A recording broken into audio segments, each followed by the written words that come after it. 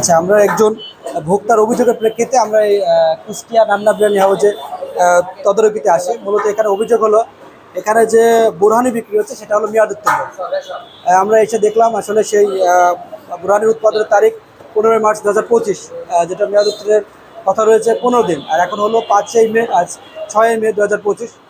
সেটা নিশ্চিতভাবে মেয়াদ উত্তীর্ণ। এবং ভোক্তার অভিযোগও রয়েছে, যখন সংশ্লিষ্ট প্রতিষ্ঠানকে তারা বলেছে যে আপনারা মেয়াদ উত্তীর্ণ এই বোরহানি বিক্রি করছেন কেন, তারা বলছে যে আসলে ভুল হয়ে গেছে, আবার সেই লেভেলটা তুলে আবার নতুন একটা লেভেল দেওয়ার জন্য তারা নাকি প্রচেষ্টা চালিয়েছে। তো আমরা ইতিপূর্বে এই প্রতিষ্ঠানটাও তদারকি করেছি গত মাসে, তখনও আমরা বোরহানিটা দেখেছিলাম, তখন লেভেল ছিল না।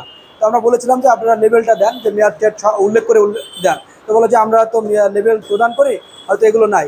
তো আমাদের সন্দেহ হয় যে তখনও মনে হয় এই একই কাজ ছিল, যে মেয়াদ উত্তীর্ণ লেভেল তারা তুলে ফেলেছে।